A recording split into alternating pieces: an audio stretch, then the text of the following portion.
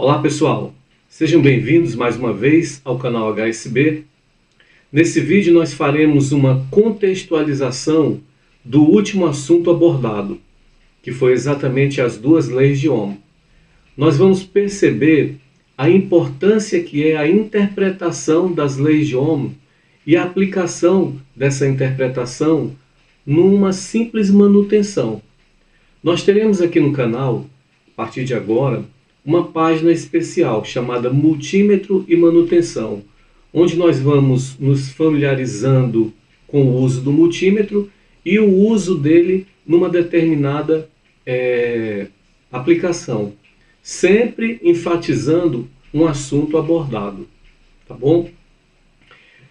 Peço que vocês ativem as notificações, né? Deixem aí o seu like no vídeo e principalmente, pessoal, se inscrevam no canal.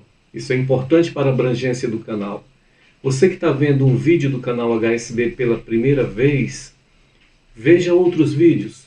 Nós estamos preparando um espaço muito especial para apresentar algo diferenciado que eu ainda não vi. E eu espero que isso ajude a todos vocês, contribua com o aprendizado e principalmente desperte aquela ideia nova que faz a gente buscar cada vez mais.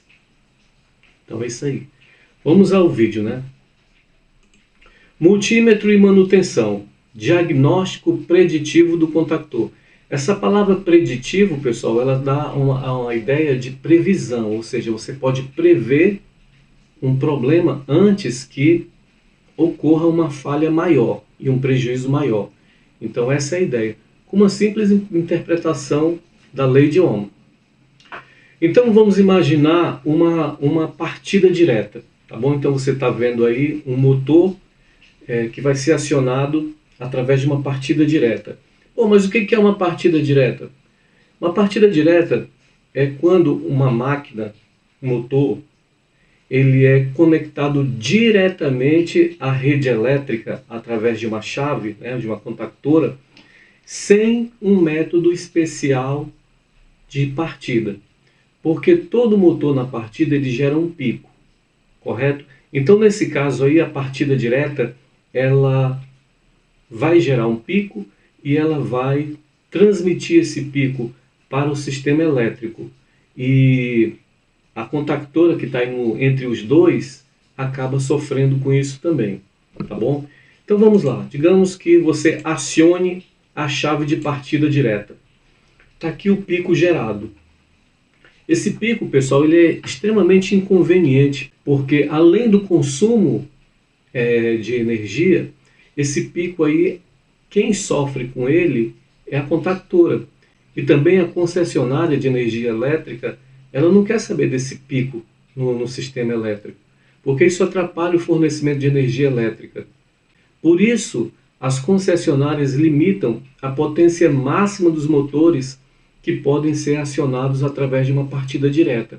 Ou seja, até 7,5 CV você pode acionar diretamente.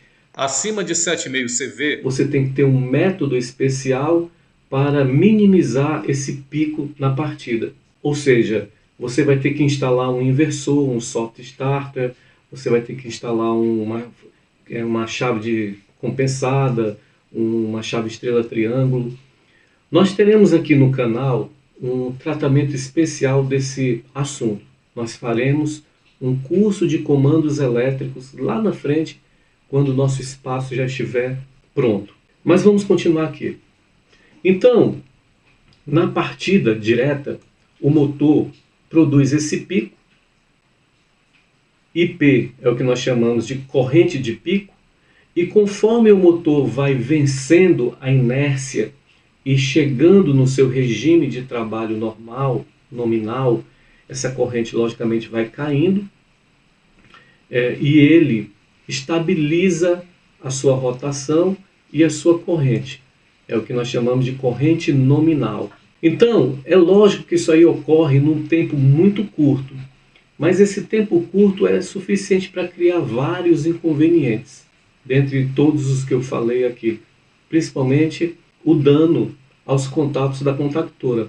É muito importante a gente saber o quanto essa corrente se eleva acima da corrente nominal. Quantas vezes ela é maior do que a corrente nominal? Fazendo a divisão da corrente de pico pela corrente nominal, nós vamos encontrar um fator. E esse fator ele é fundamental para que você possa determinar uma proteção, uma instalação, né, todos os componentes que envolvem esse motor na partida e no seu funcionamento normal. Então, olha só essa placa desse motor aí, por exemplo, né? Nós temos aqui um motor de 5 CV, ou 3,7 kW. Essa unidade que está dentro do parêntese se refere ao valor que está dentro do parêntese aqui. Então é um motor de 5 CV.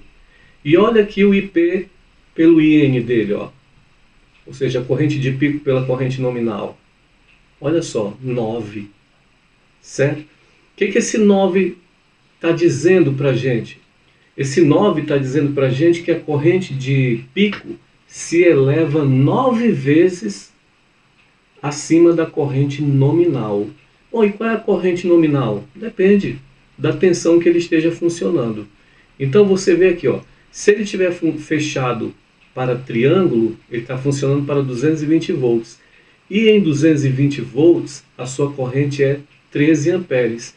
Em 380 volts, caso ele esteja fechado em estrela, né, as bobinas fechadas em estrela, ele tem uma corrente menor, de apenas 7,53 amperes. Agora calcule aí 9 vezes esse valor. Ou seja, em 220 volts, esse pico pode alcançar até 117 amperes. E em 380 volts, esse pico pode alcançar até 67 amperes, aproximadamente, né? Então isso, a contactora tem que estar preparada para suportar. Vamos dar uma olhada aqui. Quando você aciona a chave de partida, a contactora ela fecha todos os seus contatos. Plá, e uma corrente elétrica começa a fluir através desses contatos. Exatamente a corrente que vai passar pelas bobinas, né, para o motor, para alimentar o motor. São exatamente esses pares que se fecham dentro da contactora, correto? E se a contactora tiver com esses pares oxidados, surge no contato uma resistência elétrica. Então você vê aqui, olha, um par de contato, ó, onde sofreu já inúmeros ataques. Pessoal, uma contactora quando fecha os seus contatos, esse contato nunca se fecha na primeira vez. Ele sempre tem um pequeno repique. Por quê? Porque é uma batida mecânica, correto?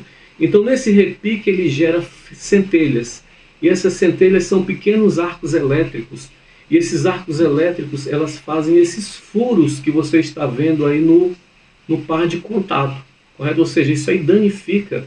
A contactora ela tem que estar preparada para isso. Por isso que ela tem que ser bem dimensionada, tá bom? E esse desgaste que você está vendo aqui, essa oxidação, gera exatamente uma resistência elétrica nesse par de contato. E você já sabe, você aprendeu na nossa aula anterior, que quando uma resistência elétrica é percorrida por uma corrente elétrica, isso dá origem a uma tensão. Então veja aí a interpretação da lei de Ohm.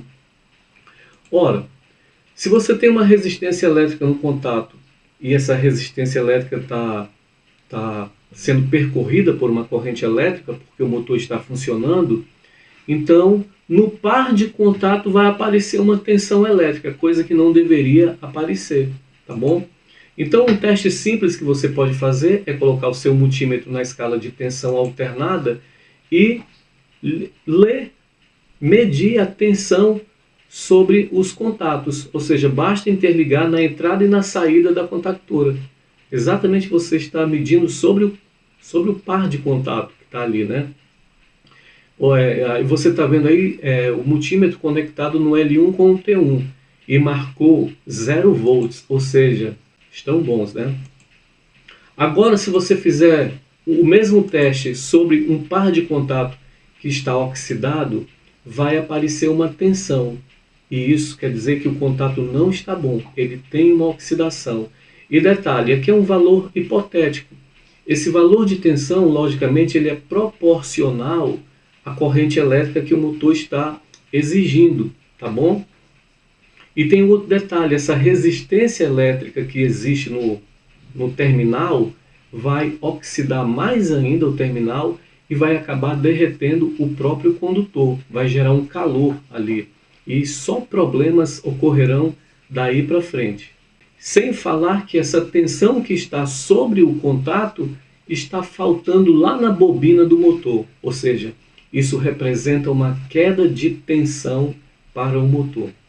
Então, pessoal, foi isso. A nossa dica de manutenção foi essa. Se você for experimentar isso no seu trabalho, use EPI, respeite todas as normas de segurança e faça um curso de NR10. Obrigado.